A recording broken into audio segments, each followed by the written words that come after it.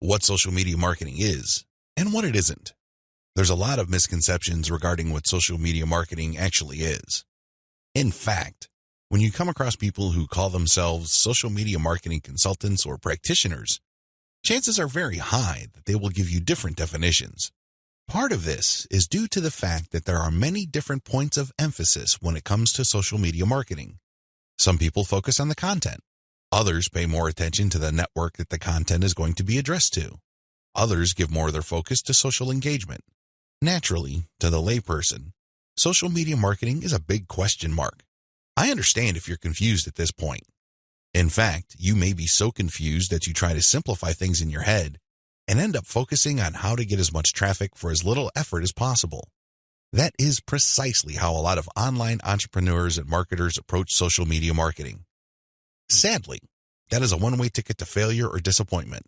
It's not just going to work out sooner or later. With any kind of project, you have to have the right definition. Otherwise, you're making things harder on yourself. Depending on the definition you go with, you might have all sorts of expectations. And if these outcomes do not come to pass, your resolve and your motivation levels start to suffer. You have to work with the right definition. A winning definition. With all of the above said, what is social media marketing for our present purposes? Well, since this training uses list marketing as its main vehicle for converting social media reach into cold, hard cash, social media marketing is all about content-based audience relationship building. Let me repeat that. Social media marketing is all about content-based audience relationship building. You need to use content in a strategic way. You need to speak to certain audiences and build a relationship with them. This relationship is not this broad word that makes people feel good, but ultimately doesn't mean much of anything. Instead, this relationship has a tangible form. And I am, of course, talking about your mailing list. Once you get people on your mailing list, that's when the fun begins. Everything else is just a workup or a preliminary prior to that point. You need to get people on your list. Social media marketing is going to be your primary vehicle to get people to your list. Everything has to revolve around that list. And this must shape, inform, and guide your social media actions. Managing your expectations. A content-based audience relationship approach to social media marketing sets different expectations compared to other ways of defining this type of marketing. When you read the typical social media marketing book, for example, How to Dominate Twitter, the focus is on traffic. Unfortunately, if that is your main goal, you end up with a the more the better mindset and you feel really depressed at the end of the day because the traffic doesn't come. Even if it does, there's not going to be enough of it. You have set yourself up to fail. When you use a content-based audience relationship building approach to social media marketing, your focus is on getting the right content in front of the right eyeballs to build the right levels of trust. This is a long-term game. It is definitely a marathon, not a sprint. Since that is your expectation coming in, you position yourself for a long-term victory. You're not going to be the typical failed social media marketer who jumps into the game with both feet, only to find out that the traffic simply isn't there. So what do? That's right, they quit. Manage your expectations by focusing on the right definition and you will be okay. The worst thing you can do right now is to sabotage any chance of future success by defining the problem the wrong way and filling your mind with all the wrong expectations. Social media marketing can build brands if. Now that we've defined social media marketing, the next step is to focus on the end result of this content-based audience relationship building approach. If you do everything right, you walk away with a brand. And let me tell you, that is the best asset you will ever have. Now, in terms of real-world traffic, you may get a low to moderate level of traffic. But if you build a solid brand, that traffic is all you need. That is qualified traffic. These are not random people just blindly clicking on links out of curiosity. These are people who are actually interested in whatever it is you are trying to sell. They want to truly learn more. They want to build a relationship with you because they want to know what you're about, like what you have to offer, and eventually trust whatever it is you are pushing. These are real people, and this is only possible if you build a solid brand. You have to deliver solid value. I wish I could tell you that content marketing is enough to do it. I really wish I could say that, but that is not true. That only explains part of the situation. Sure, you have to deliver content that people truly are interested in, but at the end of the day, when they join your list, they are expecting and deserve value. That's how you build a solid brand. When people join your list, they will quickly find out that they did not waste their time because you send high-quality updates that actually add value to their lives. Social media marketing can explode the rate at which brands are formed. That's why a lot of people are ranting and raving about social media marketing. But a lot of them are clueless as to how to build a solid brand. Most of the time, they just stumbled into it. I'll let you in on the secret. It's all about content-based audience relationship building.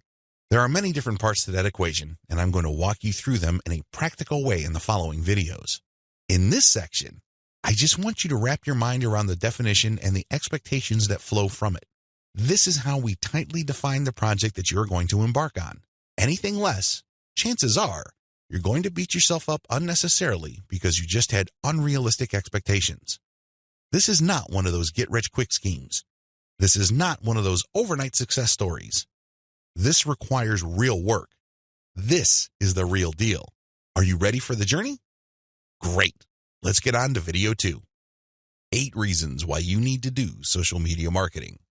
Just to be sure, if you are in any way, shape, or form unclear as to the value of social media marketing, here are just 8 reasons why it needs to be part of your comprehensive online marketing plan. Maybe your current plan puts more emphasis on search engine marketing. Maybe you're currently focused on outreach. Well, those are all well and good. But to really round things out and add a lot more value to your current online marketing campaign, social media marketing has to be part of the equation. It doesn't have to take center stage. It doesn't have to be your overarching priority, but it has to be a part of the total mix. Here are just 8 of the thousands of reasons why your company, regardless of its size, needs to do social media marketing. Reason number 1, social media's huge direct and viral reach. If you build a solid page on Facebook, you develop a direct reach. This means that a certain percentage of people who like your page will see your updates. While it is true that Facebook has been reducing the organic reach of Facebook pages recently, there's a workaround to that. When people go to your page, you can instruct them to like your page and then click your page's settings to show your updates first. You might want to show a video that teaches people how to do this. You might even post an animated GIF. Whatever you do, clue people in that they can fix their settings to see your updates first. Now, for people that take the time and bother to do this, you have to offer content that is really valuable. This puts the onus on you. There has to be real value on your page for them to want to do this. But you can increase your direct reach by instructing people. On top of that, when people like your content, they can share it on their wall. Since people on Facebook have friends and their friends have friends, this can easily have an exponential effect. In fact, even if your page only has 100 likes, but these are real people with real friends, don't be surprised if one of your posts gets really viral and spreads all over the place. Social media enables you to have a large direct reach. It also provides you with a tremendous opportunity to enjoy an exponential content coverage. Reason number 2, social media is habitual. While different demographics have shown softening or weakening of social media usage on a daily, weekly, or monthly basis, this still doesn't take away from the fact that a lot of people habitually use social media. In fact, a lot of people do this the first thing in the morning. When they wake up, they go to their mobile phone or tablet and check their updates. It can easily become a habit. This gives you a tremendous opportunity to get your content and brand in front of many interested eyeballs. Reason number 3, target audiences use different content formats. The great thing about social media marketing is that you're not restricted to just one content format. You're not restricted to video, pictures, links, blog posts, text, or audio files. Instead, different platforms specialize in different formats. And when you create content for one platform, you can easily make different versions of it in different formats to spread out to other platforms. For example, I write a blog post and post it on Facebook. I create a very attention-grabbing graphic for that blog post. So when I post it on my Facebook page, a preview of the image shows up and it grabs a lot of attention. People click on it and they end up on my website. I can take that graphic and share it on Pinterest. I can take the text of my blog post or article and create a slideshow video out of it and share it on YouTube. I can also take that video and embed it in my blog post.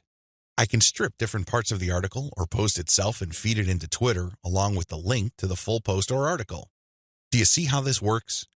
You get access to the different audiences or those different platforms by simply repurposing or recycling the same content that you made for one platform and sharing those other formats on other platforms. This increases your potential reach.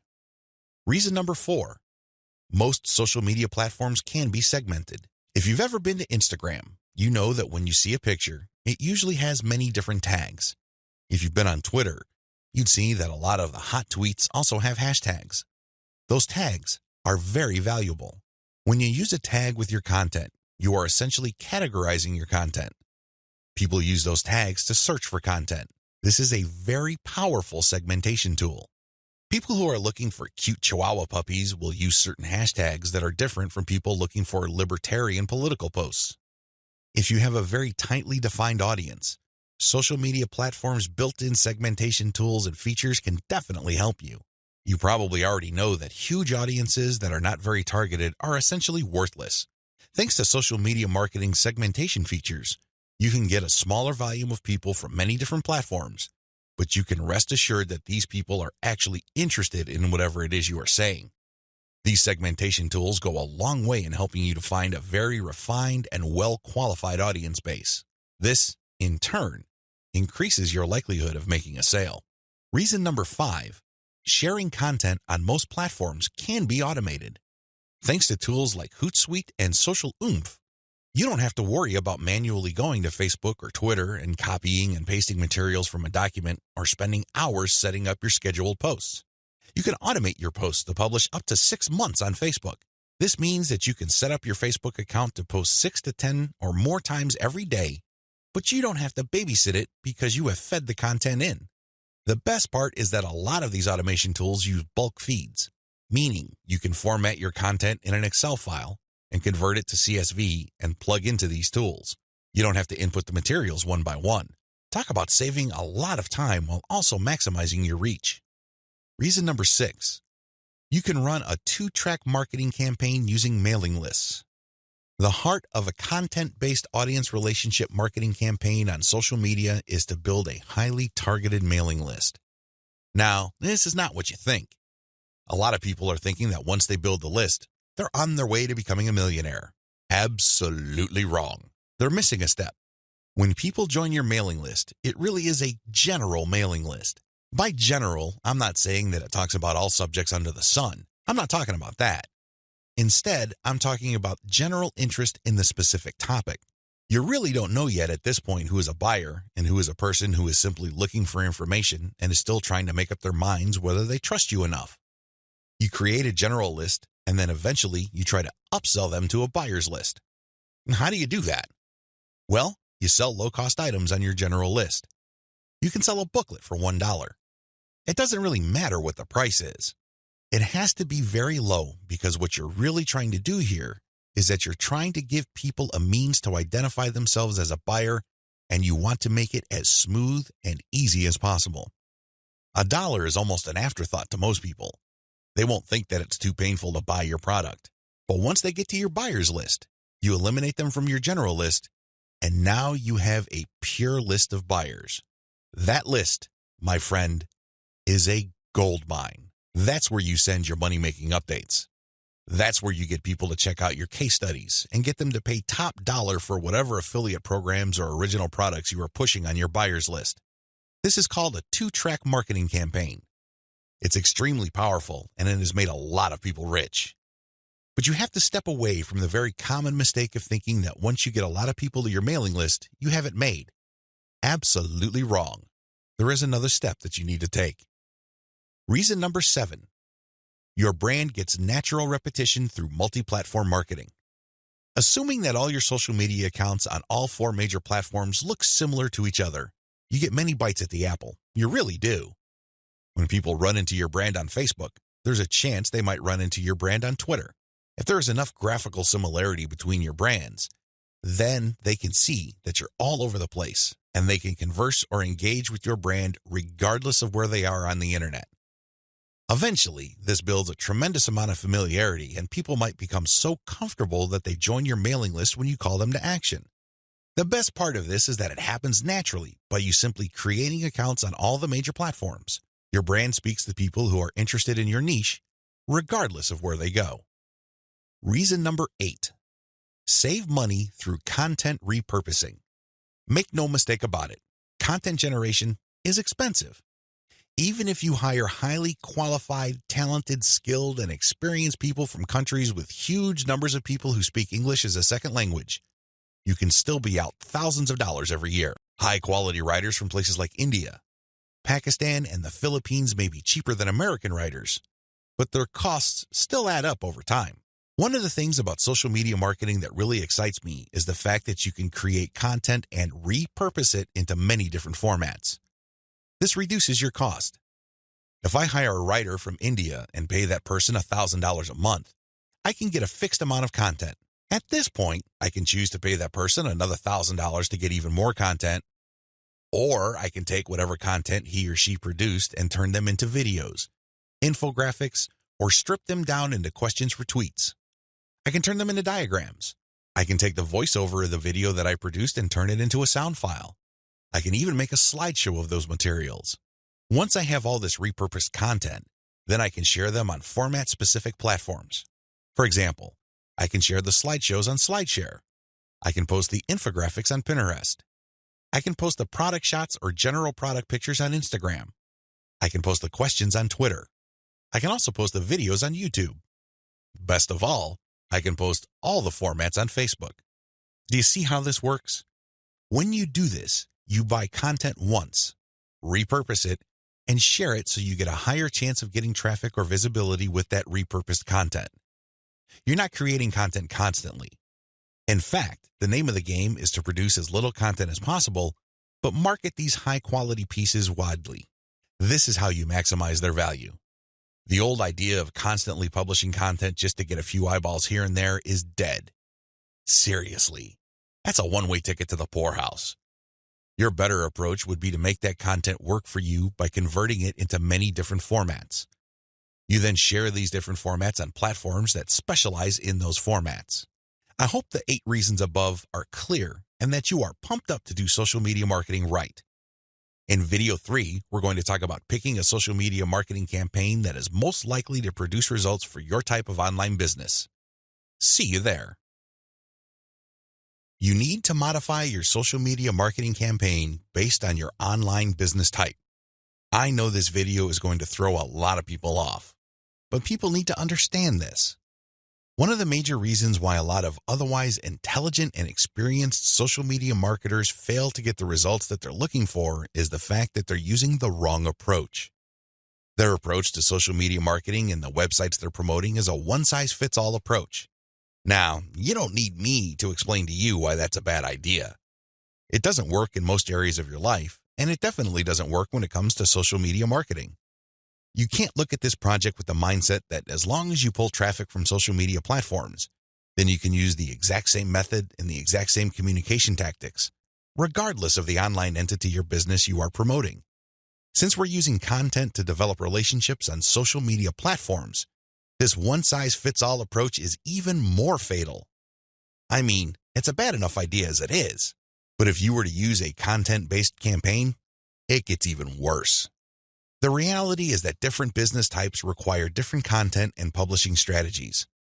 You have to customize, modify, and tweak your particular content and publishing strategies on social media to fit the type of website you are trying to promote. Now, there are a huge number of website variations out there. In fact, there are too many. I would venture to say that the only limit really is your imagination. But if you were to categorize these different website types into 4 rough forms, they would more or less fall into the following: publishing, e-commerce or dropshipping, email lists, and traffic sales. Again, there are many variations of these, but if you were to look at the different types of businesses out there, you can pretty much reduce them to these 4 types. When you study these closely, they have different needs. They have different features that must be addressed. Otherwise, you're not going to get the results you're looking for. Unfortunately, a lot of social media marketers would try to promote a blog the exact same way they would try to promote a dropshipping or e-commerce website. Similarly, somebody who is essentially just trying to sell their social media traffic is trying to do content marketing like somebody with a blog. It doesn't work. It doesn't make any sense. The bottom line is obvious. Different strategies require different content types. You must start with the type of online entity you are promoting. Are you promoting a blog? Do you have a website that uses a lot of articles? Do people contribute content? Well, you have a publishing website. Do you have a dropshipping online store? Maybe you built it with Shopify and you use Overload to get products from AliExpress. When people buy stuff from your storefront, your software orders the materials from AliExpress and you keep the difference.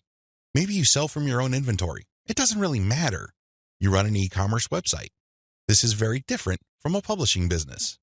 Similarly, if you make your money through your mailing list, you can't market on social media the same way as you would if you had an online store. Again, different strategies require different content types. What do you have available?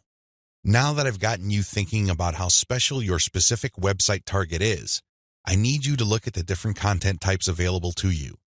You need to think outside the box.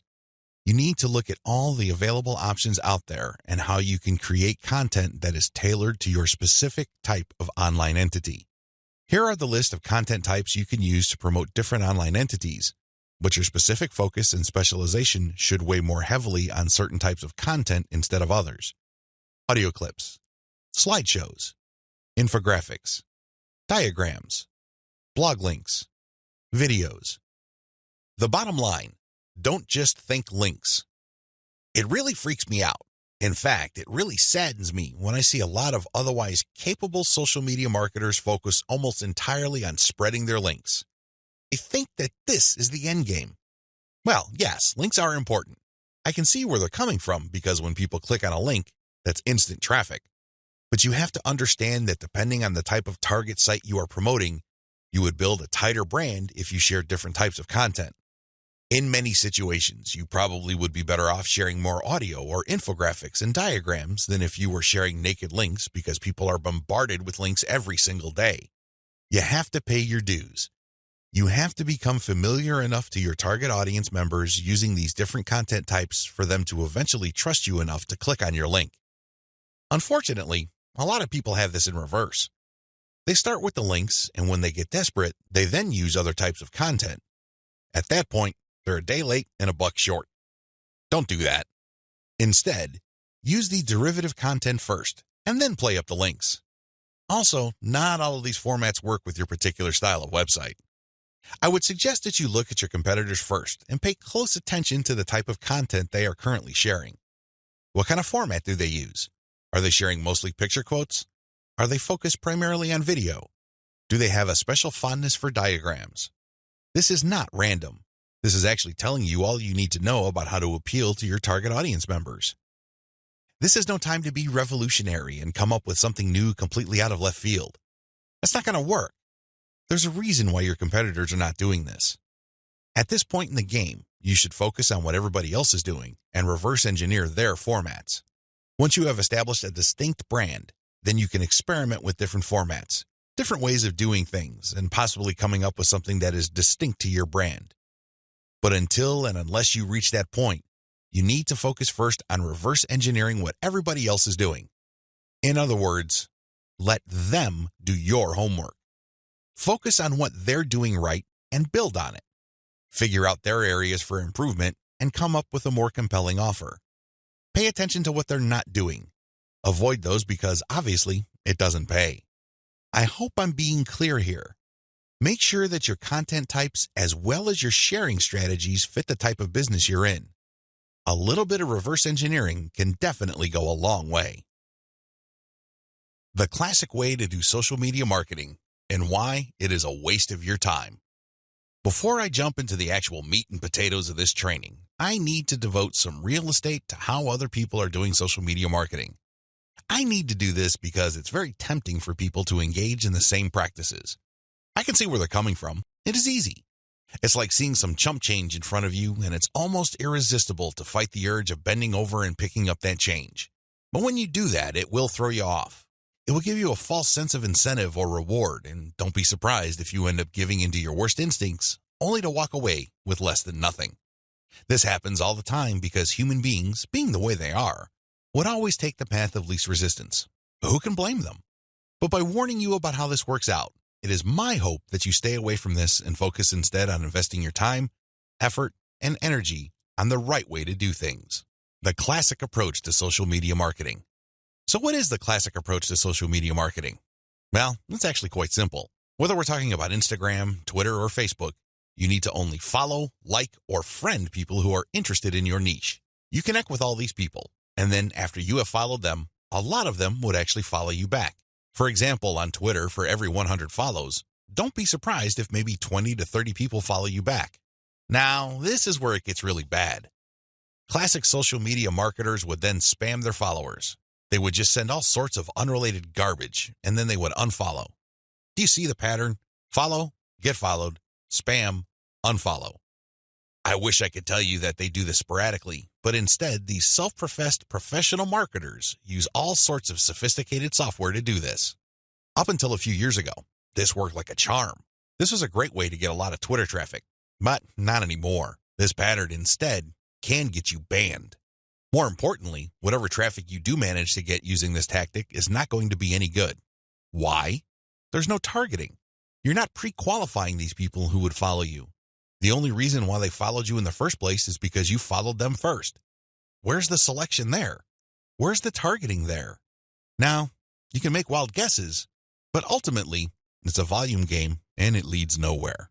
The return on effort is not there. I'm not saying that you can't make any sales doing this technique. I'm not claiming that. But what I'm saying is that whatever rewards you get are not offset by the wasted time, effort, and energy, as well as opportunity costs involved. You're better off using a quality-based approach. Audiences are looking for quality. The bottom line to modern social media marketing is to use quality content. Your content will speak for you. Your content will do the pre-sales job regarding your brand. In other words, your content is your representative. It speaks to the values you want your brand to be associated with. The sad reality: even if the follow, get followed, spam, and unfollow technique still works for some people, the rules have changed. Social media platforms will reward or punish you based on engagement. If you want an extreme example of this, just look at Facebook. Facebook used to be a traffic goldmine. Not anymore. You need a really high level of engagement to preserve your reach on Facebook. If you get normal levels of engagement, good luck. That's how bad things are, and that's why I need to take this time to spell out why this classic social media marketing no longer works. Other failed methods. I would be remiss in my duty to educate you on failed social media marketing strategies if I don't also mention other failed techniques. First, hashtag hunting no longer works.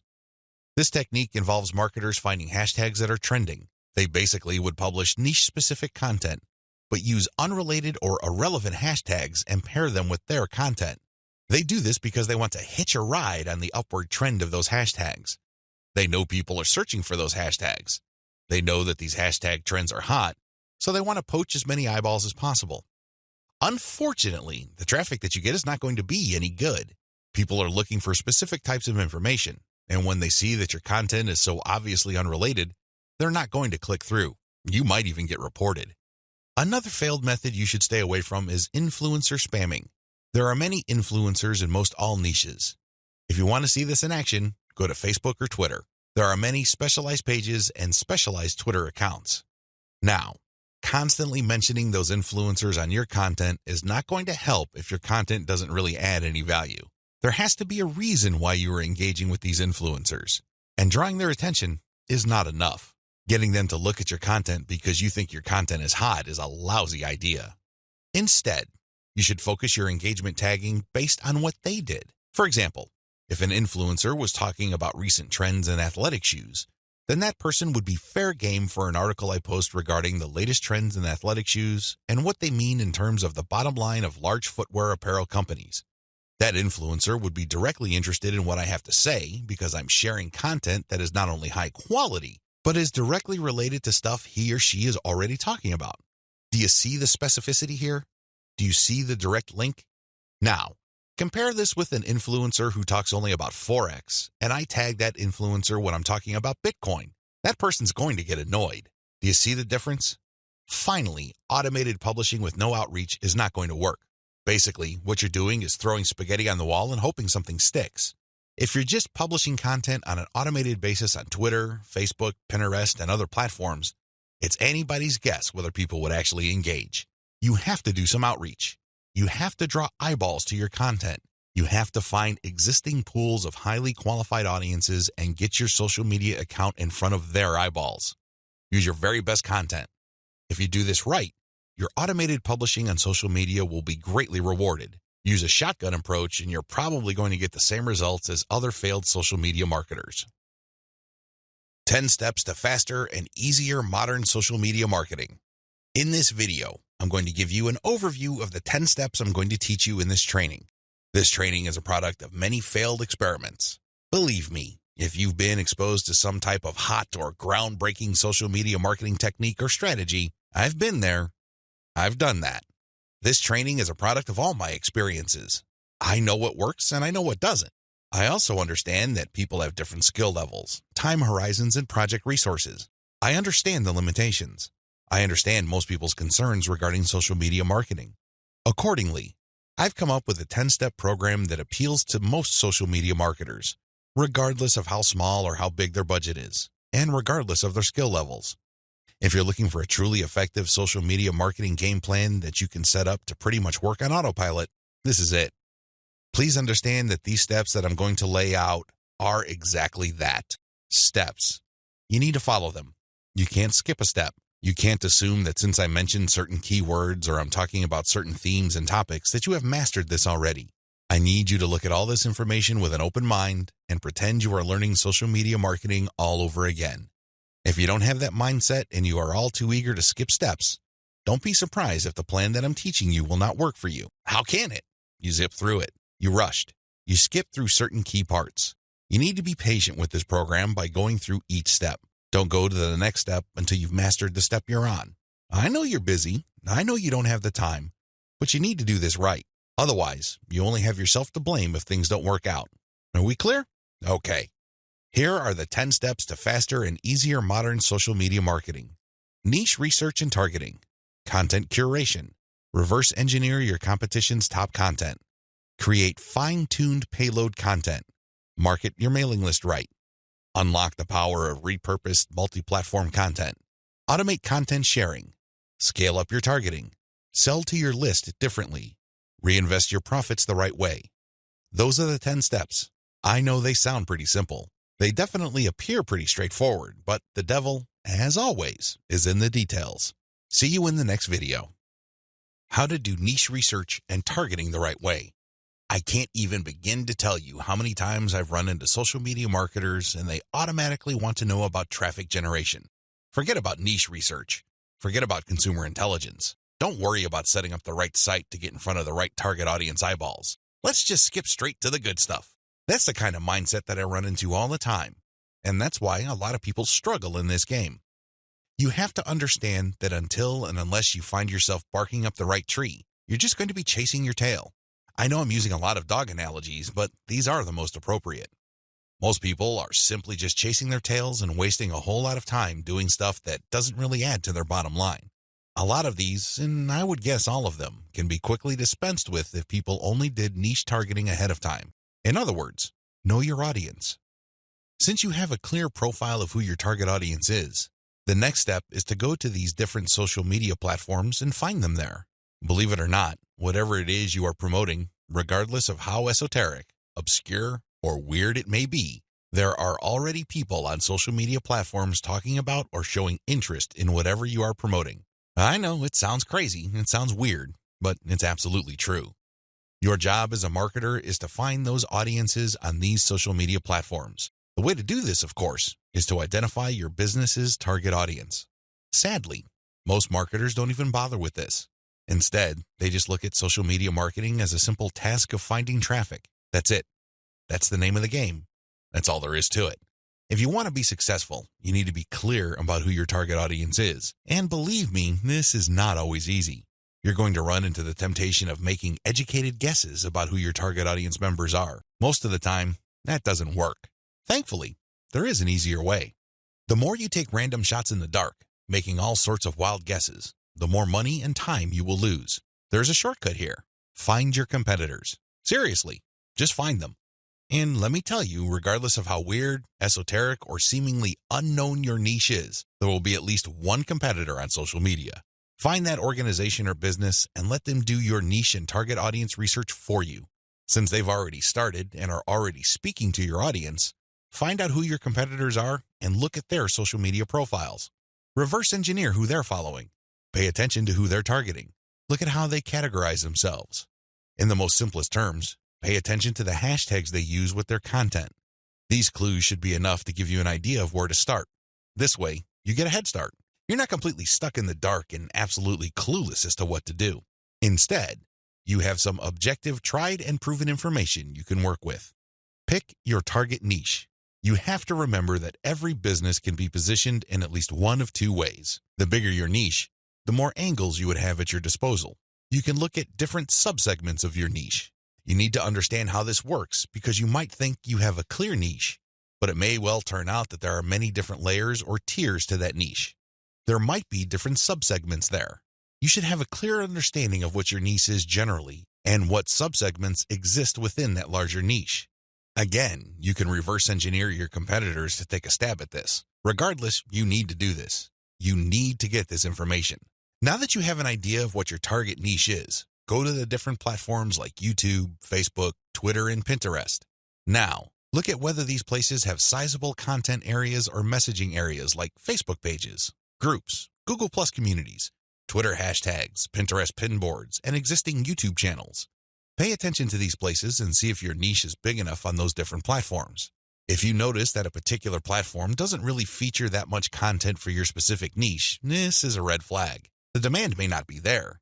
The audience size might not be worth your while. On the other hand, if you see there's a lot of videos regarding the topics that you're going to be hitting, this may be a good sign. But you need to do another level of analysis. Pay attention to the number of competitors you have. If there seems to be a huge number of competitors fighting over the same niche, then this is going to be a problem. But if it turns out that there's a lot of content targeting your niche, but they're only produced by a handful of people or organizations, this is an encouraging sign. Also, pay attention to how active your target audience members are. Look at the content that's being shared regarding your niche. Do you see a lot of engagement? Do people share this stuff? Is this hashtag quite prevalent? Look for these and other objective indicators of activity. When you wrap your mind around these indicators, then you should have a clear idea of whether you should target your niche at a particular platform or whether you should ignore a platform altogether. List out your niche indicators. While you're doing reverse engineering, pay attention to how your niche is indicated on platforms. These involve hashtags, categories, keyword targets, labeling patterns, and tags. Use these to do the analysis I described above. Again, in any niche, there are sub-niches. So your goal here is to find a sub-niche or a way of positioning your content so you don't run into a ridiculous amount of competition. You're still tapping into a sizable pool of demand, but you're not making things impossible for yourself by running headlong into well-entrenched professional competition. You will probably need to keep experimenting with different sub-niches until you find one that is promising enough. Content curation, your secret social media marketing weapon. Now that you have picked the specific sub-niche that you're going to be targeting, as well as finished doing advanced research on where your sub-niche or niche segment audiences are located on social media platforms, the next step is to find content. I've got some good news and some bad news. The good news is that you stand to save a lot of money. The bad news is that you need to put in a lot more time and pay attention to details. There are no two ways about it. You cannot drop the ball when it comes to the quality of the content that you are going to be sharing on your social media accounts. Each and every piece of content you share must build your brand. This is non-negotiable. You can't just pick random pieces of content that somehow, some way has something to do with your niche. That's not going to help you get the right eyeballs. That's not going to help you establish the kind of credibility and authority you need to eventually convert highly specific and qualified traffic from social media into cold, hard cash. What is content curation? As I mentioned above, you stand to save a lot of money with content curation. This should be obvious. After all, you're not going to be using the content that you yourself created. Content curation is all about picking other people's content and sharing those materials on your social media accounts. This creates a win-win situation. Since you're sharing links and descriptions of such content, the creator of that content gets free traffic. You, on the other hand, Get to build up your credibility because people are rewarded for following your accounts with highly targeted, highly specific, value-added content. Everybody wins. The user wins, you win, and of course, the original content creator comes out ahead. This is how it's supposed to work. You win big time because you save a tremendous amount of money not having to create a huge amount of original content. If you've ever tried to write your own stuff or outsourced content creation, whether in the US or to other parts of the world, it can get quite expensive very quickly. Content curation enables you to build credibility with your audience in a very inexpensive way. You use other people's content. You get to entertain them, build credibility, and gain their trust. The downside here is the time. Sure, you're not spending greenbacks, but you're definitely going to be spending time. As I mentioned above, you cannot be indiscriminate when you are trying to do content curation. Whatever goodwill you have built up for your brand will go up in smoke if people catch on to the fact that you are just randomly curating and spreading low-quality content that may have something to do with your niche. That's not going to cut it, not by a long shot. Adopt the right content curation strategy. Now that you know where your target audience members are on social media platforms, you build credibility by populating your social media accounts with highly credible, high-authority third-party content. This is called curation. In between those materials, you're going to be sharing your own original content. From time to time, you're going to call people to action to take a look at the incentives you're giving away for them to join your mailing list. This is how you play the game. When people follow you, they are rewarded with top-notch content. It doesn't really matter whether you produced that material or it was written by somebody else. Your followers get rewarded for following your account. They get niche-specific material. Eventually, you build trust with them because you only send them the very best materials. They start paying attention to your own materials. More importantly, they start noticing the content you share, which actively encourages them to sign up to your mailing list. This is the key. You intersperse your own original content. You create an impression of quality in their minds because you're sending only the very best third-party content. You then mix in your own original content, which is of the same quality as the other stuff you're sending. Eventually, they warm up to your brand, and this is where your call to action content comes in. You call them to action regarding the freebies you're giving away. Maybe you're giving away software, a booklet, discount codes, or even a full-blown book. It doesn't matter. You are ethically bribing them to enter their email addresses so they can download the incentive. That's how you build up your mailing list. On top of all this, when people join your mailing list, you call them to action to share the emails that you're sending them. Maybe you should ask them to forward that email to their friends. Maybe you would want them to copy and paste the material and post it on their Facebook wall. The best part to content curation is that it's very easy to automate. Seriously, this is one way of content promotion that is very automation friendly. You only need to get the URLs of the third-party content that you're curating and plug them into an Excel sheet. You then convert the file into a CSV file, which is then imported by social media scheduling tools like Hootsuite and Social Oomph. You don't have to manually enter anything. You don't have to schedule everything by hand. You can do all of this through software. Isn't that awesome? You get to build credibility while at the same time minimizing work. Now, with that said, you need to pay special attention to the content quality. High attention to detail is the key. You have to resist the temptation of running basic keyword searches on Google or on social media platforms and grabbing anything that is somewhat related to your niche. That is a one-way ticket to brand destruction. You worked hard to build your social media brand. It really would be a shame to see it all go up in smoke because the content you're curating is very unpredictable when it comes to quality. There may be several days when you're sending the very best, cutting-edge reports on your niche, followed by a few days of just completely worthless content. What do you think prospective fans would think? Either they would think that your brand is unreliable or you're unprofessional. Whatever the case may be, you're not going to be convincing people that your brand focuses on the very best in your niche. You need to be very discriminating when you select your content. You have to read through the materials. Make sure that the content is alive, updated, and well-written. This, of course, takes time. The trade-off, obviously, is that you don't have to spend money. Regardless, you need to pay close attention to the content that you're sharing because it represents your brand. The quality it contains either makes your brand look good or erodes your brand. It's your choice. Reverse engineer your competitors' top content. In the previous video, I mentioned that you're going to have to mix in your original content. Now, the question that's probably on the top of your minds is, how do I know which content to produce? Well, there are two ways to do this, like I mentioned earlier in this training.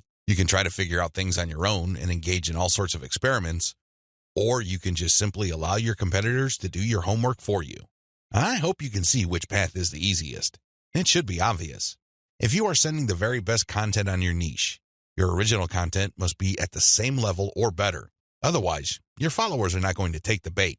They're not going to trust your brand. They appreciate the fact that you're collecting all this information, and they're probably going to stick around and follow your social media accounts. However, you can't count on them to do much of anything else. There's really no incentive for them to join your mailing list. Why should they? Your content is not that great. They only need to compare the kind of original content you produce with the other top-notch third-party stuff you're sharing to see your weakness. Do you see the problem here? You have to produce top content if you want your brand to be credible. Thankfully, this is easier than you think. Simply reverse engineer your competitors. Look at their most successful stuff. How do you know? Look at the social media indicators of their content. How many likes does their top content get? How many shares? Is there any other indicator that shows that this content actually has traction? Maybe you should pay attention to the number of comments for that content. Maybe you would want to run a backlink checker on a piece of content and see how many other blogs or websites link to that piece of content. This is how you measure the overall success of any single piece of content so you can use it as a template, if you will, for your own content. I'm not saying that you should rip it off. Instead, I'm encouraging you to use it as a starting point and come up with something so much better. Focus on what works. When you look at your competitors' most social pieces of content, you are basing your own original content on themes and topics that actually work. They have traction with your target audience members. You're not wasting money or time taking wild guesses. This is one of the most common mistakes social media marketers make. They think that they have the best ideas regarding hot content in their niche, so they come up with all sorts of content that they think is just plain awesome, only to fall flat on their faces. I'm telling you, for every 100 pieces of those types of original content, maybe 10 would gain any sort of respectable traction in your niche. It's too expensive, and it burns too much time. Thankfully, there is a better way. You just need to reverse engineer your competitors' most successful content. Use that as a starting point. You can adjust them. You can modify them. You can come up with your own variations. But at least you get a head start. At least you're in the ballpark when you start off. You're not just taking random shots in the dark. Learn from your own success. After you have started curating and mixing in your original content, pay attention to your statistics. They should tell you which of your content gets the most love. If you notice that a handful of your curated third-party content gets a lot of retweets, shares on Facebook, or any other indication of social media engagement, pay close attention to those pieces of content. At some level or another, they struck a nerve. They caught your audience members' attention in a very positive way. Find these successful curated pieces of content and create original versions of them. Similarly, if you have many different original pieces of content, only a handful of them will be really successful. Pay attention to those. Find them. Once you've identified them, create more of them. Focus on the same themes and present similar information the same way. The key here is to focus on what works and expand it and grow it. Ditch the stuff that failed. Build on your strengths. Create derivative, cross-platform variations of your most successful content. Now that you have a clear idea of how to create content that has proven traction, don't just keep reverse engineering it. While you need to continue doing that, you also have to do something else. Create derivative or cross-platform versions. For example, one particular type of blog post does well on all your social media accounts. Identify its themes, pay attention to its patterns, and come up with another blog post. See if that works. If you achieve the same level of success, you're onto something. This is not a fluke. This is not a one-time thing. You have struck on a theme that your audience members readily enjoy. The next step is to take things to a whole other level. Instead of just cranking out yet another blog post, create videos about that theme. Make specialized diagrams. Produce infographics. Take these materials and share them on social media platforms that specialize in those formats. For example, for blog post URLs, share them on Twitter and Facebook. For videos, share them on YouTube. For diagrams and infographics, share them on Pinterest. Drilling even deeper, look at your hottest blog posts and strip out key questions and use these as leads or titles for tweets. Tweet the same content several times over the course of a week. Of course, don't drop it all in 1 hour, but space them out. Still, when you use the right questions, you become very visible on Twitter. Pair these with the right hashtags. The bottom line, the great thing about content curation is you save a lot of money, but you are also positioning yourself to build on your strengths. You focus on things that you're doing right and figuring them out so that you can predictably produce successful content. Now, this is not going to happen overnight. You have to keep experimenting until you find the right themes that consistently work with your audience. Fine-tune your payload content. As I have mentioned previously, you can come up with your very own content based primarily on the social signals of the top-notch third-party materials you are curating. Put simply, when you are going through your research, you will keep coming across certain pieces of content which get a lot of engagement on social media.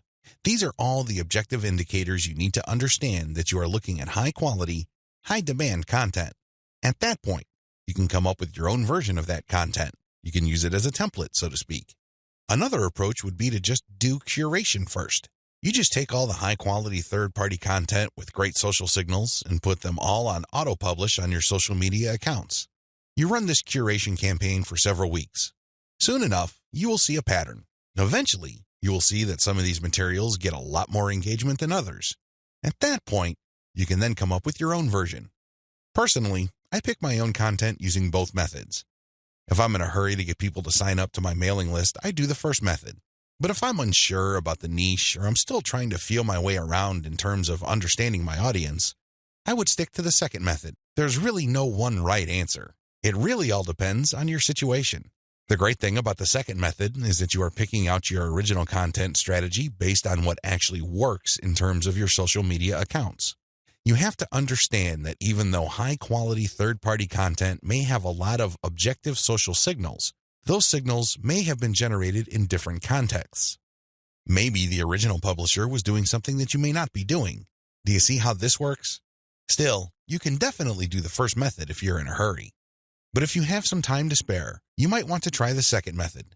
Do curation first, let it run, and then pay attention to your statistics. You should be able to see a pattern. In fact, based on my experience, content that tends to do well often falls within a narrow range of themes.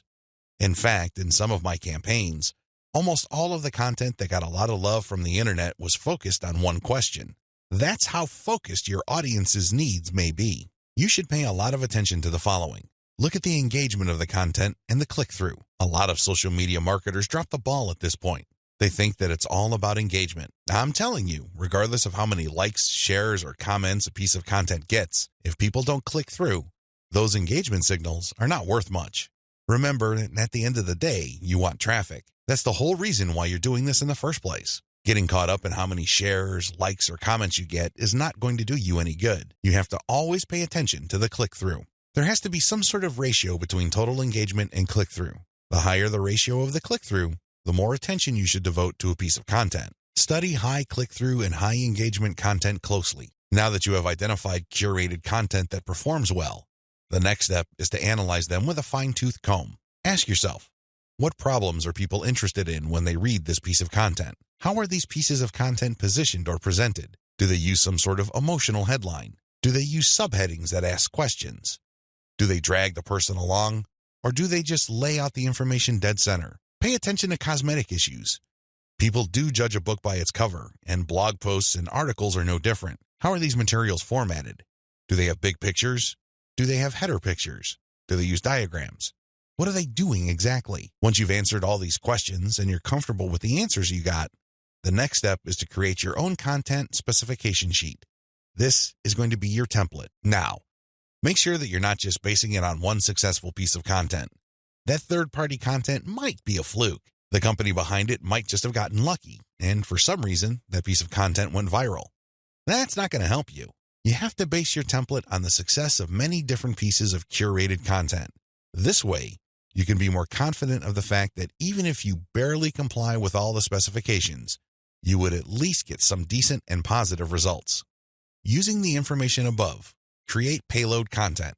Now that you have gotten your template together, you need to create your own high-quality, high-engagement original content. This content is going to be used to sell people on your mailing list. When they read this content, they're supposed to get excited about joining your mailing list. This is content that is most likely to be credible and most likely to be shared. Are you excited? Well, don't get too excited. A lot of people jump in with both feet and they end up sabotaging themselves because the payload content they create looks like an advertisement. That's obvious spam. Nobody's going to trust you with that. You're obviously trying to pull tricks and play games. That's not going to work. Instead, the content must be informative. Think of it as an infomercial. You're selling something, that much is obvious. But people have to walk away with solid value. You have to walk that tightrope. There's a thin line between shoving stuff down people's throats and providing solid value without asking for anything in return. You have to come up with a decent compromise between the two. The bottom line is, whatever you do, the content you produce must be valuable. It must add value to the lives of people reading your materials. That's how you build credibility. That's how you get people to get excited about your mailing list. Remember, your list is supposed to add value to their lives. It's going to be very hard to give that impression when the content that you share is worthless. I hope you can see that. I'll see you in the next video. Market your list right. Now that you have figured out your payload content, the next step is to understand what kind of giveaway you're going to have to use to get people to sign up for your mailing list. In an ideal world, people can see the value you bring to the table. They only need to look at the content you share as well as the crucial information they get from your premium content. They see this premium content and they see what you're about, what you have to offer, and why it's such a good idea to sign up to your mailing list. Unfortunately, things don't work out that way. Even if you have the very best blog posts and articles on your website, people still need a push to sign up to your mailing list. This is where incentives come in. You're going to offer free, high-quality premium content, but you're going to repackage it in a way that people would appreciate. Maybe you put in a book.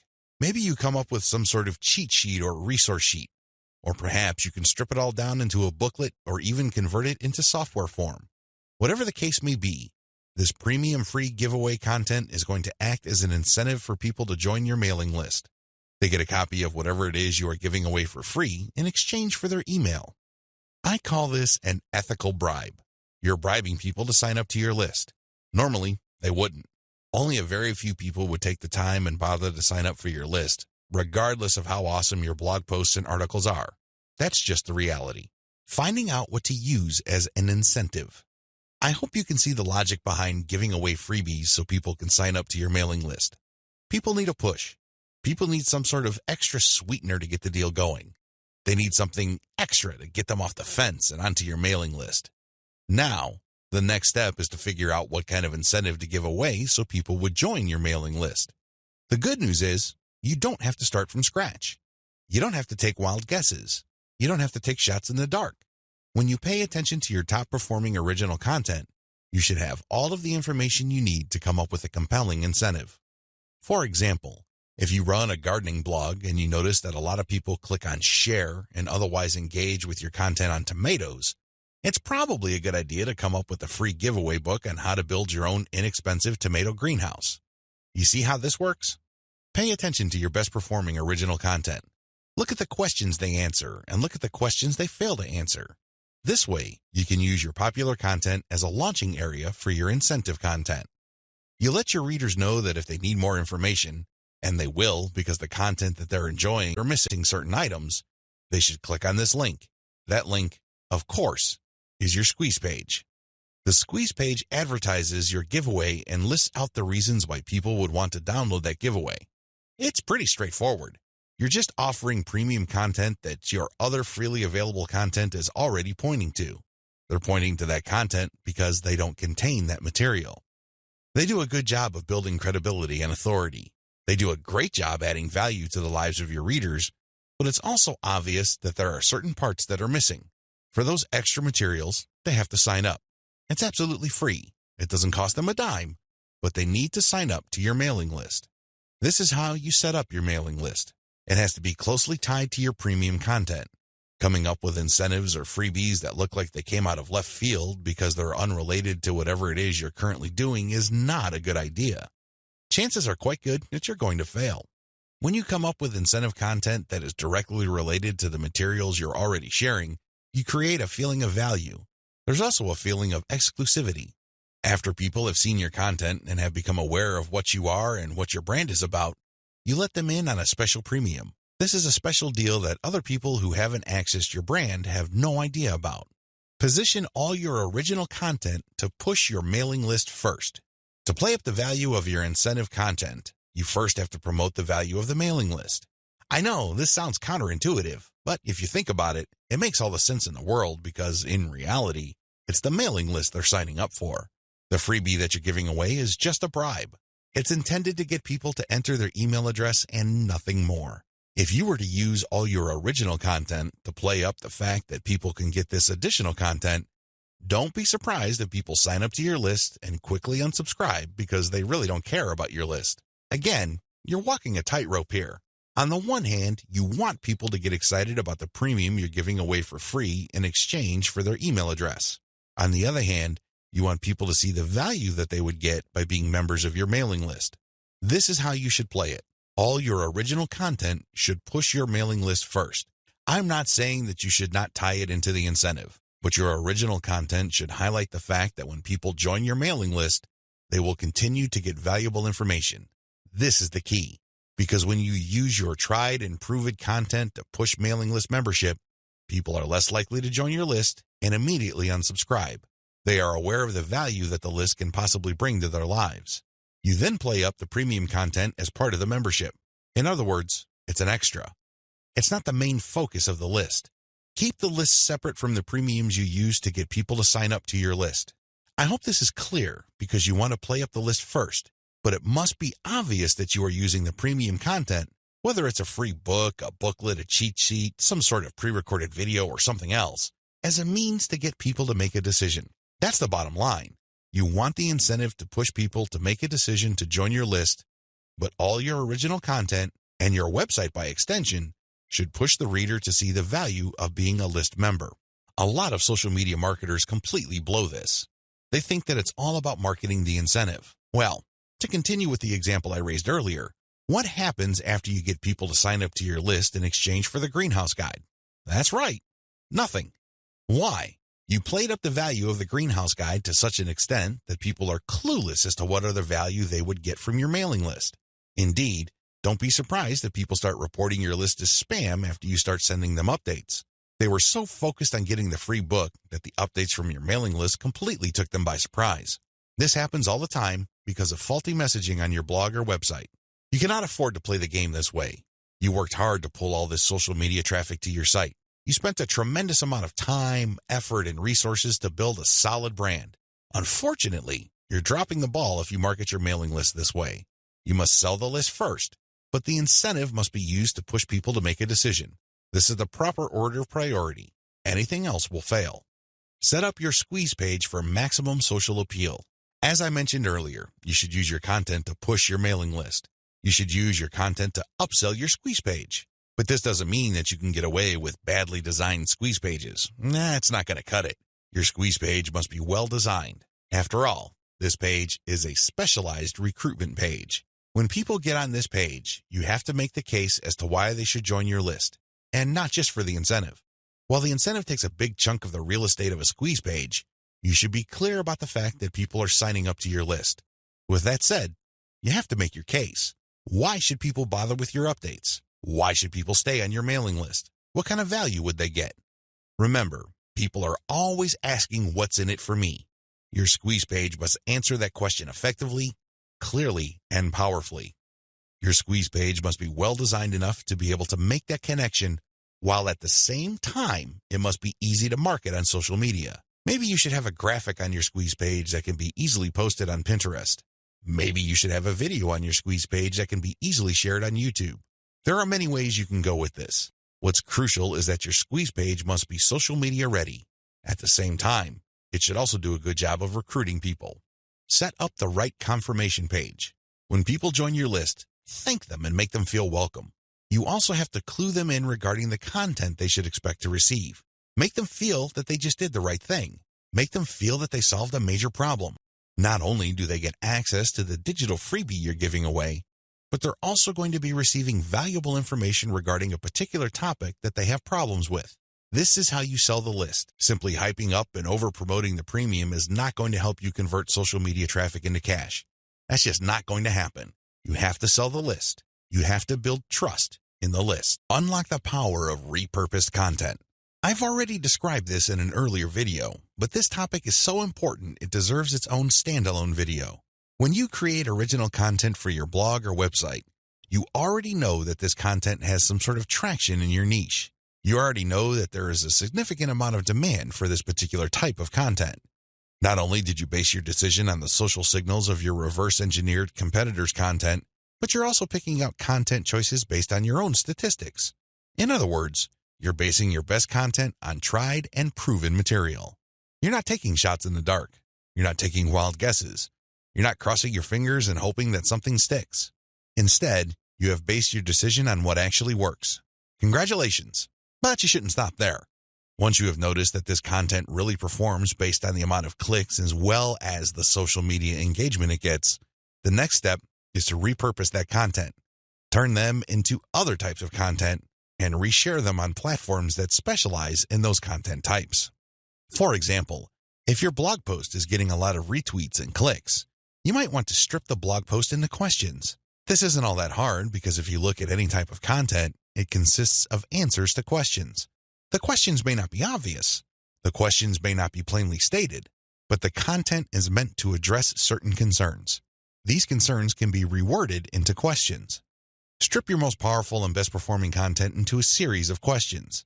Each question then is linked to the article or blog post that answers it. Tweet these and pair them with niche-specific hashtags. By using automation tools, you can rotate different questions that essentially promote the same piece of content. Since you're rotating hashtags, there's a high chance that different people looking for different segments of your niche would become aware of your tweet and possibly click through. Another thing you can do is turn your article into slideshows. Each article brings to mind many different mental images. Come up with different pictures for each of the topics raised by your article and create a simple slideshow using PowerPoint. Share these PowerPoint presentations on SlideShare. You can also use other tools to create a video from your slideshows. Once you've created these videos, you can obviously share them on YouTube. Alternatively, you can look through the issues you raised in your blog post and turn them into infographics. Infographics are essentially stripped-down graphical forms of articles or blog posts. They focus on the most important points you raised and make them easier to understand by the viewer by converting them into pictures. Share these infographics on Pinterest. Finally, you should make sure that all your blog posts or articles have a nice header picture. This way, when you load the link on Facebook, a nice preview shows up. It grabs eyeballs and people are excited to share the content. On Facebook, you have a wide range of content formats to choose from. You can share links, videos, infographics, photos, diagrams, and even audio files. After you share materials on your Facebook page, you should then get the link to that post and then share that Facebook page link in Facebook groups that cater to your niche or a related niche. This is how you unlock the power of repurposed content. If you play the game this way, you spend less time creating content and more time promoting. Promotion is the name of the game. You may have great content, but it's not going to do you much good if people don't even know it exists. For every hour you spend creating content, you should spend 10 hours promoting that piece of content. This is how you build up a successful mailing list. This is how you create a solid brand on social media. Start with powerful content, but create different versions and spread it on many different social media platforms. Use automatic content sharing. Before I get into content sharing automation, I want to highlight one other important reason why you should repurpose your content. If your audience members keep seeing that you talk about the same stuff over and over again, chances are you will lose them. People want to hear new stuff. People want you to explore other related needs of theirs. They don't want you to basically keep recycling the same stuff over and over again. Unfortunately, that's precisely the kind of risk you're running if you simply focus on giving people more of the same successful stuff. You know that a particular content theme works. You know it gets a lot of engagement. You know that it draws a lot of clicks. It's perfectly natural for you to want to keep recycling that same theme. Don't do it. Focus on the very best way to present that theme and stick with it. Just do it a few times, but focus more on repurposing. This way, when people get into contact with your content, they can see that you are talking about something that appeals to them, but in different formats. They are more likely to pay attention. They're more likely to click through. They're more likely to share. Keep this in mind when it comes to repurposing. Don't think that Video 11 is completely optional. It isn't.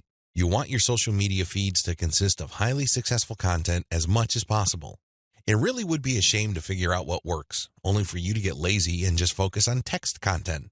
I'm sorry to say it, but text content can only take you so far. which brings me to content sharing automation. Since you're going to be sharing a lot of content, and much of this content being third-party as well as original and repurposed content, you're probably going to have your hands full if you decide to do this manually. First of all, since you're going to be covering many different platforms and sharing different formats on those platforms, you have a lot of forms to fill out over and over again. Sure, you may have created an account, one for each of those platforms, but submitting to those places requires you to fill in forms. Posting on Facebook involves form filling. Now, if you really don't have that much content to share, this should be barely manageable. But if you're looking to maximize your visibility by publishing on your social media accounts several times a day, you need to automate. Unfortunately, simply plugging in information into content publishing tools is not going to do you much good. You have to know when to publish. Believe it or not, the vast majority of your target audience members check their Facebook, Twitter, Pinterest, and YouTube accounts within a certain block of time every single day. Post outside of that block of time and you miss the eyeballs of the vast majority of your audience members. Sounds good so far, right? Well, here's the problem. Different audiences have different time preferences. How would you know? This is where experimentation comes in. First, you're going to have to share your content randomly at different times of the day. As much as possible, share content every hour. Set your content automation tools to publish every hour. Let this run for about a week or two. After the experimental period is over, check your stats. Facebook Insights, for example, will tell you when most of your page fans checked out your content. Armed with this information, you should set up your automated software to publish your content in a cluster to fit those optimal times. For example, in the experimental stage, you're publishing one piece of content every hour. That's 24 pieces of content spread out over a full 24 hours. After you checked Facebook Insight, it turned out that 80% of your content views actually take place between 8 a.m. and 5 p.m. You then take those 24 posts and compress them within that 8 a.m. to 5 p.m. window. This is how you publish in clusters. Forget time blocks outside of that time frame. This way, you maximize your chances of the right eyeballs seeing your content. Special notes for Twitter. If you're going to be publishing on Twitter, republish your content many times during the day at the most optimal time frame. Facebook Insight already told you that your content is being viewed within a specific time frame. Chances are your Twitter fans have the same social media viewing habits. Stick to that time frame. Now, here's the secret. Set up your automated content publishing tools to tweet out your best content many times during that time frame, but you also have to rotate different hashtags. This way, you can reach different people looking for hashtags that are related to different subsegments of your niche. Special notes for Facebook. When publishing to your Facebook page, don't hesitate to publish original content that you have published before. Try to avoid publishing only once. Instead, you should sandwich or schedule this republished successful content in between high-quality, curated content. This way, people get more exposure to your best content. Once they click through, you get yet another chance to recruit them to your mailing list. Remember, when you share high-quality third-party content, you're not getting the traffic. You're building credibility, but you're not getting potential list members to your squeeze page. That's just not happening. When you share your own original content, you get a chance to recruit them to your squeeze page.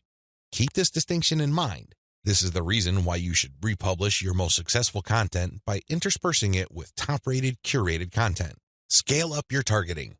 When you're publishing on Facebook and Twitter, you can use hashtags.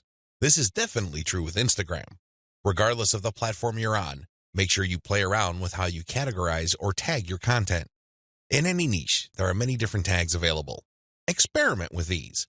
See which tags get the most attention from the social media platform you're sharing a piece of content on. Of course, you're not going to find the magical combination of hashtags overnight. That's not going to happen. This is one of those things that you're going to have to find out by doing it over a long period of time. Still, when you run these experiments, a pattern should emerge. Sooner or later, you would discover that certain hashtags produce a lot more results than others. They draw a lot more eyeballs. They get a lot more attention. Most importantly, they get a lot more engagement. Stick with those. Experiment with tagging niche-focused influencers. When you're doing research on hashtags on Twitter, for example, you would be able to find influencers that specialize in those hashtags. These people just love to post content related to certain topics. They use a narrow range of hashtags every time they post. It seems that's all they focus on. Find these people. Look at their content. Are people retweeting them a lot? Are they getting a lot of love for their content? Do they get a lot of engagement? Are people responding via Twitter? It should be fairly easy to see which accounts are influential in your niche and which aren't. Don't just focus on how many followers they have. Instead, look at the total amount of engagement they get, and also pay attention to the ratio of followers they have to the number of accounts they follow. For example, if I find Mike Smith to be a big poster in my niche because it seems that he just seems to rotate among the 10 hashtags that are most relevant to my niche, I look at his followers in relation to the number of accounts he's following. If he's only following one person, yet he's being followed by 15,000 people, Mike Smith might be an influential person. I say that he might be because I'm also going to have a look at the engagement levels of his posts. Are his posts getting a lot of retweets? Are a lot of people responding? Are a lot of people clicking the heart icon? If his content has these factors, then his account is probably worth following. Most importantly, you should tag influential people on Twitter when you post. You use your most powerful hashtags and you mention them in your post. This can help you get on their radar. These people would be put on notice that you are also sharing content that is similar to the stuff that they are interested in. If they check out your stuff and they like what they see, don't be surprised if they share your content with their following. Engage with them. Let them know about your questions or suggestions. In fact, you should engage with them so much that you can possibly create a relationship where they would publish your guest posts if they're bloggers, or discuss whatever it is you're doing on their social media platforms. At the very least, when you partner with them, they become part of your content distribution network. In fact, a lot of them can even get you interviewed on influential blogs in your niche. Don't think that influencer engagement is simply restricted to tagging people. That's just the beginning. That's actually the tip of the iceberg. They can do so much more for you. You just have to continuously engage them and be social. This doesn't mean that you have to kiss their butt. This doesn't mean that your stock response to all of their posts is amazing post or great post, I love it. That's not going to work. That's not going to push the ball far enough. You have to actually engage. And oftentimes, this might seem like you're criticizing them. This might seem that you are offering a negative view, but you need to get their attention. You need to bring home the point that you actually know your stuff and that you are also credible in the same niche space. That's how you get them to take you seriously. That's the kind of engagement that builds respect. Otherwise, you're just going to look like another member of the choir. They really don't have any incentive to interview you or post your guest content. Why should they? You're not really sharing any information or suggesting any points of view that are different or distinctive. Experiment with paid traffic. Only after you have spent a lot of time drumming up free traffic from social media marketing should you even think of buying traffic. I know this sounds a bit extreme, but it's the absolute truth. Why? Well, in the beginning, you don't know when your target audience members will be reading your content.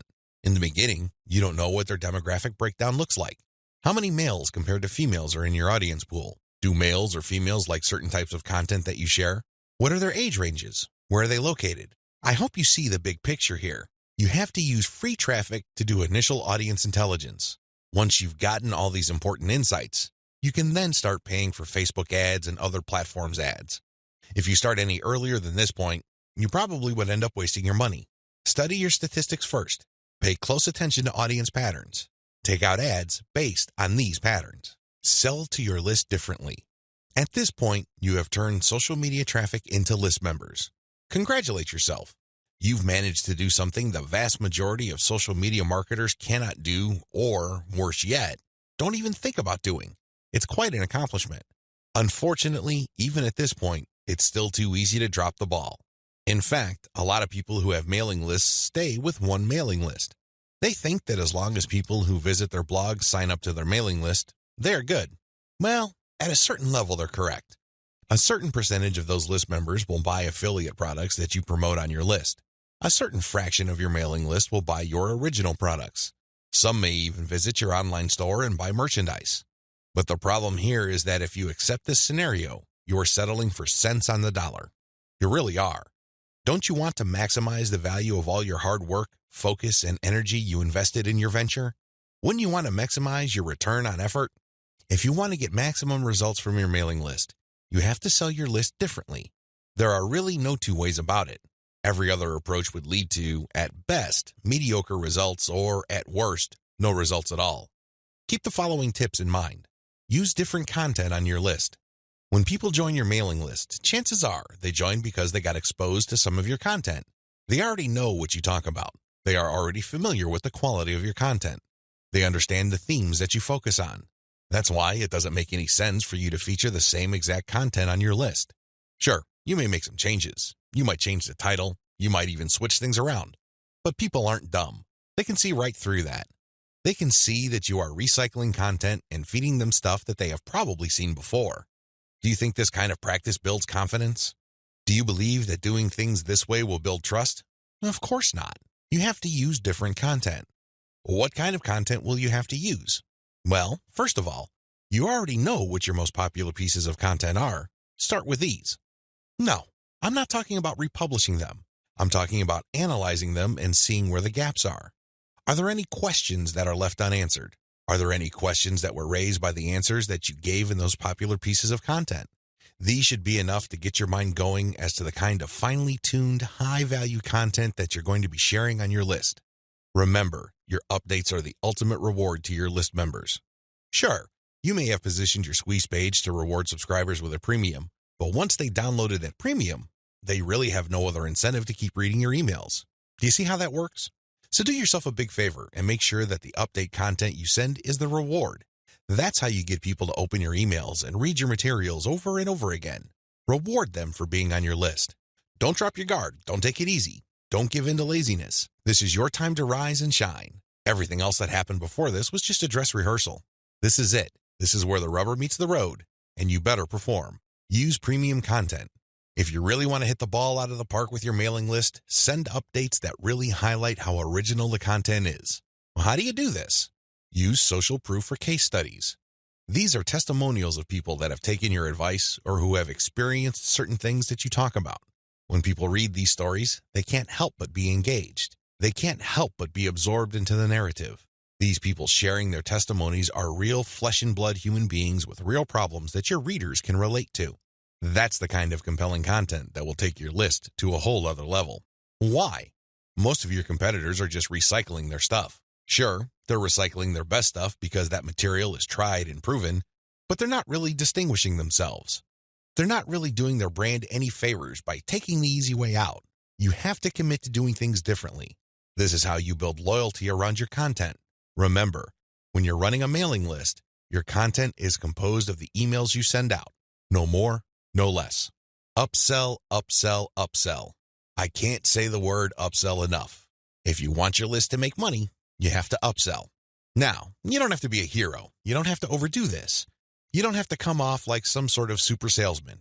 If you're like most people, you know how annoying pushy salespeople are. You probably will push back.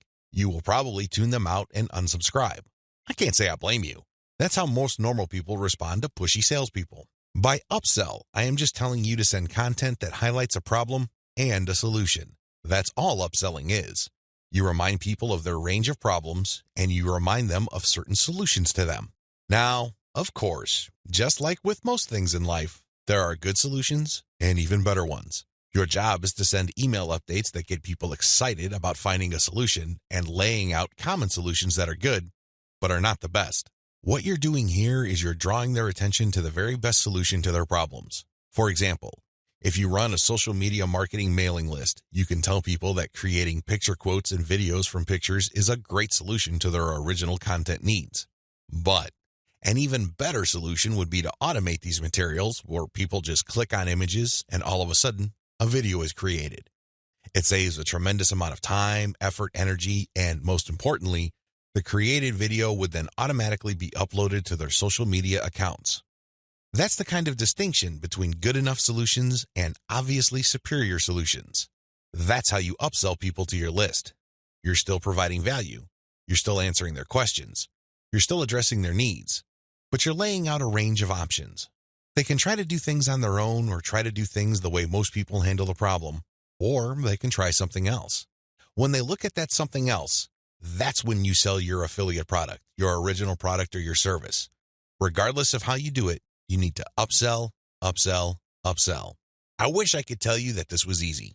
I wish I could tell you that this is just a simple matter of laying out some alternatives and then playing up the best solution. The best solution, of course, pays you a commission and you make money off each sale. Unfortunately, it's not that easy and it's not that simple. Here's the reason. When people join your mailing list, they actually have different motivations. Some people are there because they just want to get the freebie, but they're too lazy to unsubscribe. You cannot really get rid of these people. These people don't open your emails. They cannot be bothered with reading your emails. They really don't do you much good. In fact, they can harm you because if there's enough of these list squatters on your list, your mailing list provider will charge you more money at the end of every month. You have to actively filter out your list based on open rates so you can get rid of these individuals. Again, you cannot eliminate them entirely, but you can minimize their numbers.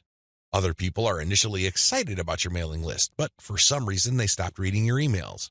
Even others constantly check your emails, and they really love what you have to share, but the problem is they feel that your premium offers are simply too expensive. Now let me clue you in on a secret. When somebody tells you that whatever you're offering is too expensive or too unaffordable, what they're really trying to say is that you haven't completely sold them on it yet. Alternatively, you haven't completely filtered them yet. Either they're not motivated enough, or you did not give them enough reasons to be motivated. Regardless, they're still on the fence. You need to push them off the fence. Expert salespeople know this because in the big scheme of things, there's no such thing as unaffordable.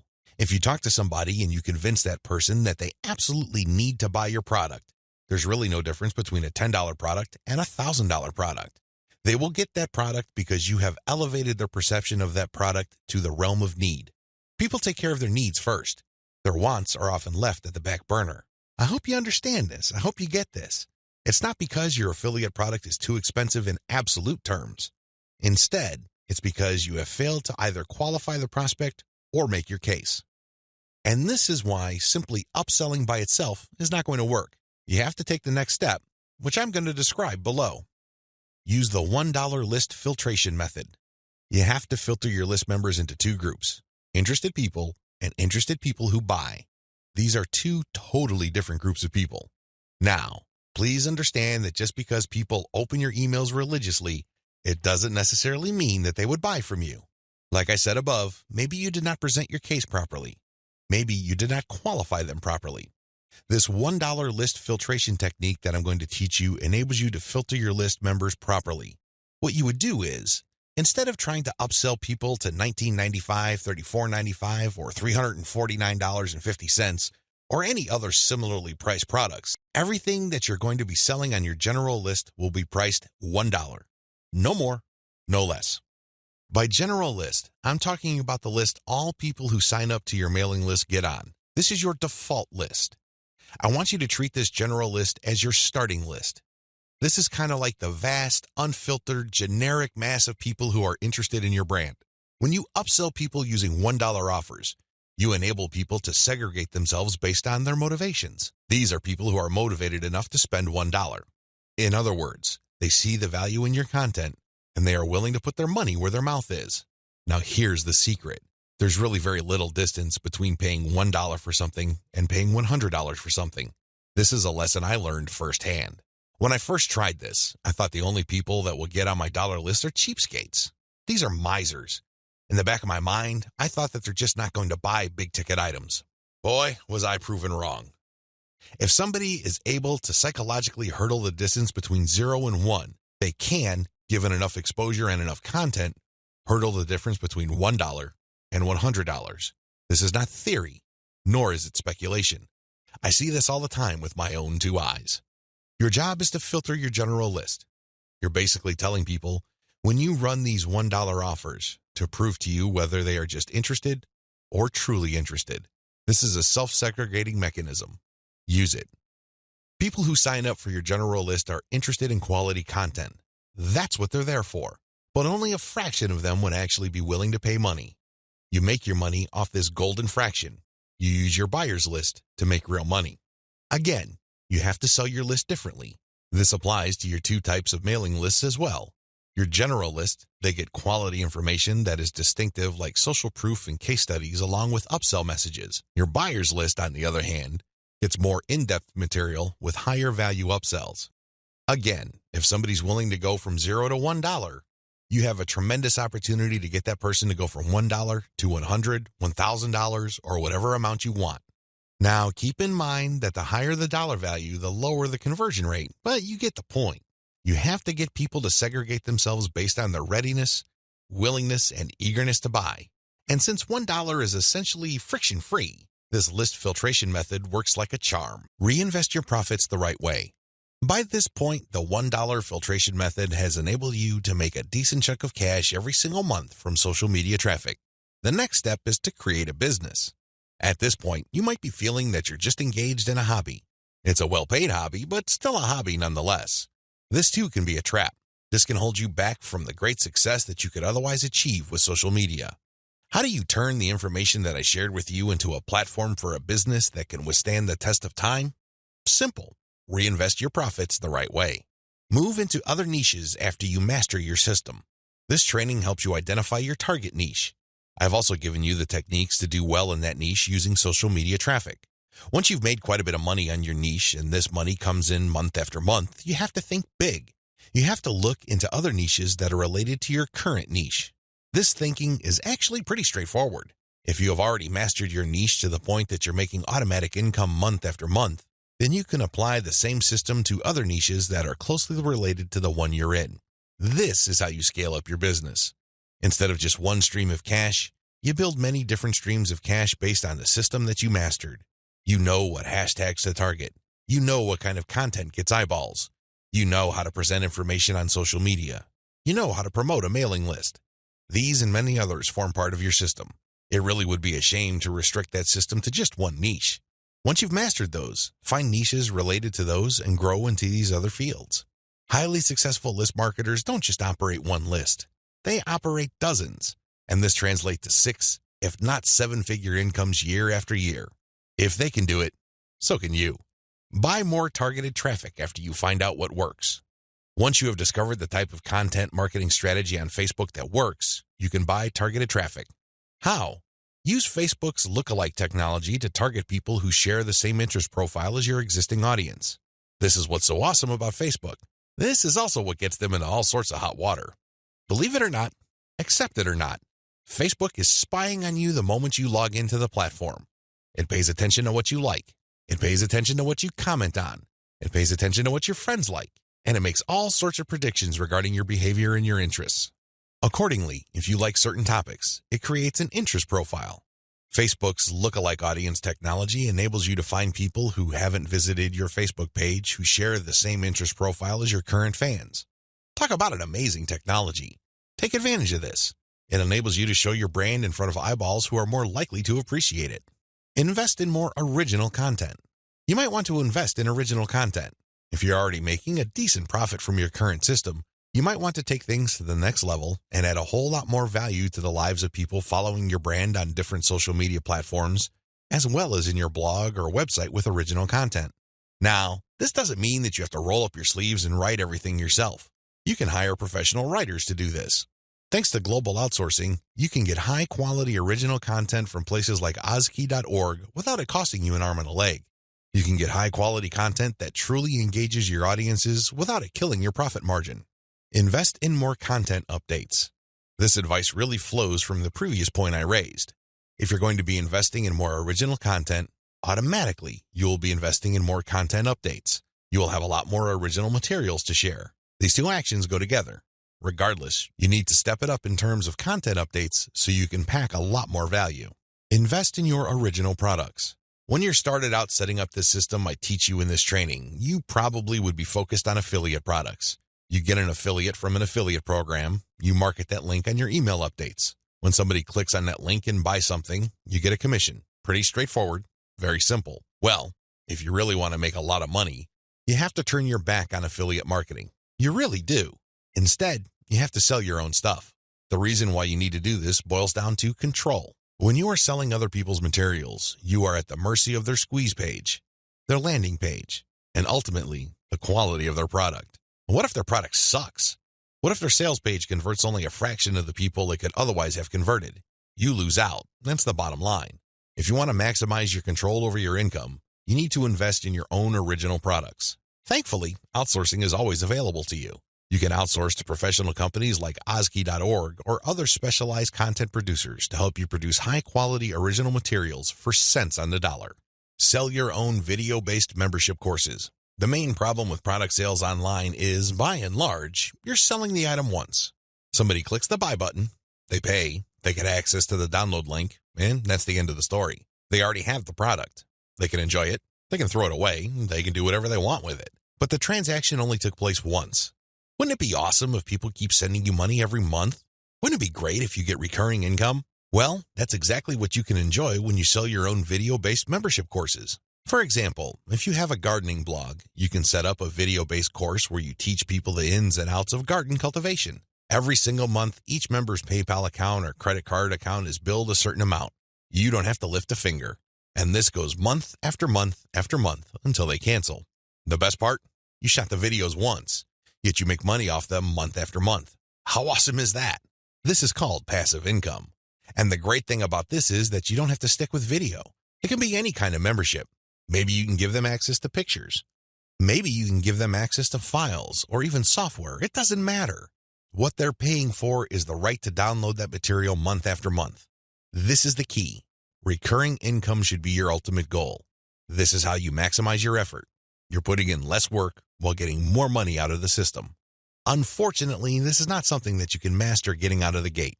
It also doesn't happen overnight. You have to pay your dues by doing the other steps above first. Conclusion. Social media marketing confuses a lot of people. It definitely leads to a lot of dead ends if you let its myths get the better of you. This training shines a light on one effective way of using social media exposure to turn social media reach into cold, hard cash in your bank account. While I'm not claiming that these steps are easy, they are doable. You just need to follow instructions. You need to conduct experiments and focus on what works. The key here is to use this information to fit your particular set of circumstances, to produce practical, actionable steps that you can use to earn a truly passive income. Don't move one step ahead until you've mastered the previous step. Now that you have all the information that you need to succeed, please understand that none of this will make you rich if you let it stay in your head. Not in a million years. You have to take action on them. You have to get that sense of urgency that you need to make this information a reality. The longer it stays in your head, the less likely your finances will change. Give yourself a deadline. Commit to a firm start date. Once that date comes, start. You don't have to be a hero. You don't have to hit a home run the first time you step up to the plate. As long as you're making a small step forward, that's good enough. Why? A small step forward is still a step forward. You have to keep doing it. You have to take step after step. It doesn't matter what side of the bed you woke up on. It doesn't matter what you're feeling. None of that matters. What matters is you stick to the plan. If you're able to commit and focus, you will succeed. I wish you nothing but the greatest success. Thank you for watching this training.